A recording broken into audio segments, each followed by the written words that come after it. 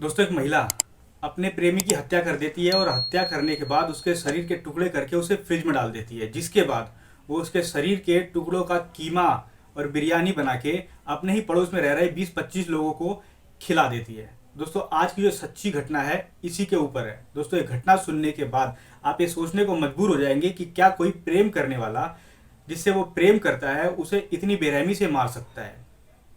नमस्कार दोस्तों, मेरा नाम अरविंद है और आप देख रहे हैं मेरा चैनल द रियल स्टोरी। दोस्तों, अगर आप मेरे चैनल पर नए हैं तो मेरे चैनल को प्लीज़ सब्सक्राइब कीजिए, नोटिफिकेशन बेल को ऑन कीजिए और वीडियो को लाइक और शेयर जरूर करना।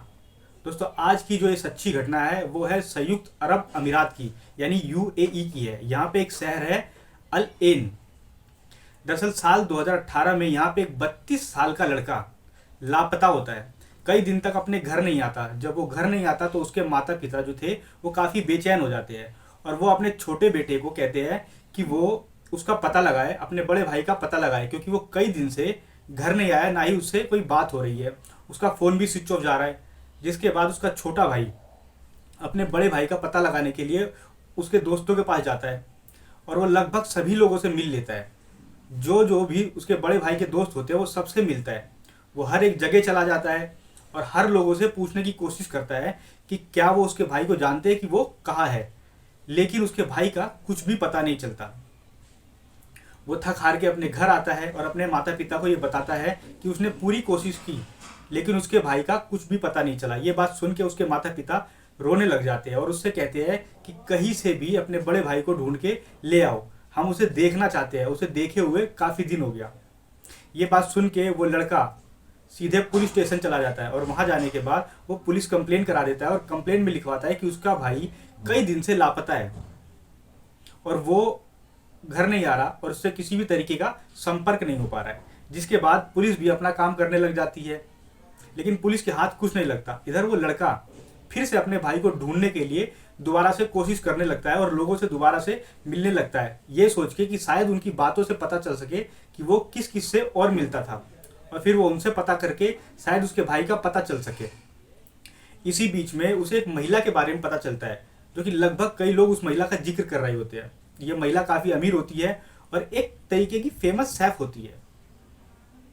लड़का उस महिला के बारे में पता करता है और पता करके उस महिला से मिलने के लिए चला जाता है।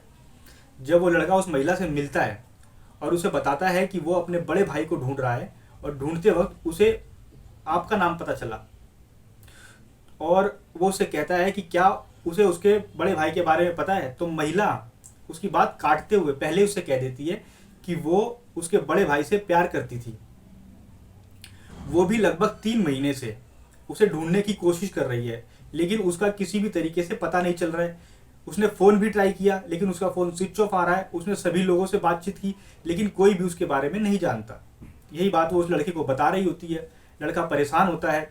इतने में वो महिला उस लड़के से कहती है कि मेरा घर पास में ही है, चलो हम वहाँ लंच करते करते आगे की बातें डिस्कस कर लेंगे, शायद कोई हल निकल जाए, शायद उसका पता चल जाए। जो छोटा भाई होता है वो उसकी बात मान जाता है और उसके साथ उसके घर चला जाता है। जब वो उस महिला के घर पहुंचते हैं तो महिला उसे बैठने के लिए ऑफर करती है और उससे कहती है कि मैं रसोई में जा रही हूँ हमारे लिए खाना बनाने के लिए। और महिला रसोई में चली जाती है खाना बनाने के लिए। लड़का कुछ सोच ही रहा होता है, इतने में उसके दिमाग में एक सवाल घूमता है और वो तुरंत ही उठ के उस महिला के पास रसोई में चला जाता है उस सवाल को पूछने के लिए।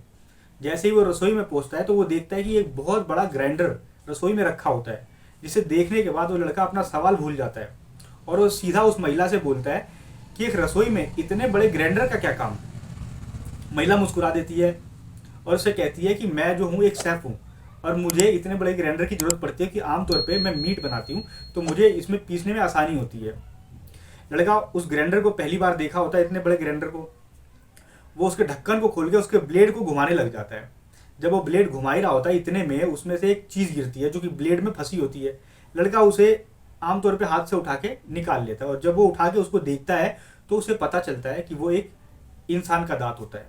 वो दांत देखते ही उसका माथा ठनक जाता है। वो उस महिला को वो दांत दिखा के तुरंत ही पूछता है कि ये एक इंसान का दांत है और ये इस कटर में क्या कर रहा है।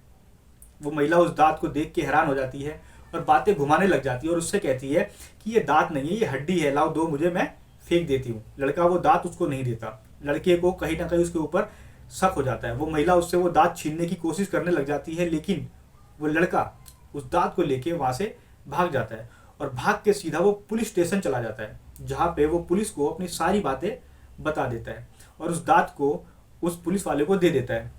पुलिस जब उस दांत का चेकअप कराती है, टेस्ट कराती है, तो पता चलता है कि वो एक इंसान का दांत है। उसके बाद वो लड़का उन्हें बताता है कि उनका भाई भी लापता है। पुलिस उस लड़के का और उस दांत के डीएनए को मैच कराती है और डीएनए मैच कर जाता है। पता चलता है कि वो जो दांत है उस लड़के के बड़े भाई का दांत है। जिसके बाद वो लड़का तुरंत ही उस पुलिस वाले को लेके उस महिला के घर पहुंच जाता है और महिला को पुलिस वाले पकड़ लेते हैं। पकड़ने के बाद वो महिला से सवाल जवाब करने लग जाते हैं। महिला पहले तो बातों को घुमाती है, लेकिन पुलिस वालों के पास एक सबूत होता है और पुलिस वाले उसको काफ़ी जोर देने लग जाते हैं। जिसके बाद वो महिला घबरा जाती है और अपने जुर्म को कबूल कर लेती है। महिला रोने लग जाती है और अपनी सारी कहानी बताने लग जाती है। लड़की बताती है कि आज से लगभग 7 साल पहले एक होटल में वो इसके बड़े भाई से मिलती है, जिसके बाद वो एक दूसरे से प्यार करने लग जाते हैं। बात धीरे धीरे बढ़ने लग जाती है और दोनों एक दूसरे के साथ रहना चाहते थे, शादी करना चाहते थे। लेकिन कुछ सालों बाद ही लड़के को किसी और लड़की से प्यार हो जाता है और वो अब उसके साथ रहना चाहता है, जिसकी वजह से वो इसको छोड़ना चाहता था। लड़की उसे काफ़ी समझाती है, उससे कहती है कि वो उसे छोड़ के मत जाए, अगर वो उसे छोड़ के चला जाएगा तो उसका क्या होगा। वो काफ़ी उसके आगे गिड़गिड़ाती है, लेकिन लड़का उसकी एक नहीं मानता और उसको छोड़ के चला जाता है। जिसके बाद वो लड़की काफ़ी नाराज़ हो जाती है और वो ये सोचती है कि जो उसका नहीं हुआ वो किसी और का भी नहीं होने देगी। एक दिन वो उस लड़के को फ़ोन करके किसी तरह अपने घर बुला लेती है। घर बुलाने के बाद उसे खाना खिलाती है और उसी खाने में बेहोशी की दवाई मिला देती है। जिसके बाद वो लड़का बेहोश हो जाता है। बेहोश होने के बाद वो लड़की उसके गला दबाकर उसको जान से मार देती है। जान से मारने के बाद अब उसके दिमाग में सबसे बड़ा सवाल ये होता है कि इतनी बड़े शरीर को वो कहाँ फेंके। लगभग 70-80 किलो का लड़का होता है। उसके बाद वो ये सोचती है कि क्यों ना इसे काट के इसके मांस का खाना बना के क्यों ना पड़ोसियों को खिला दिया जाए। और वो वही करती है।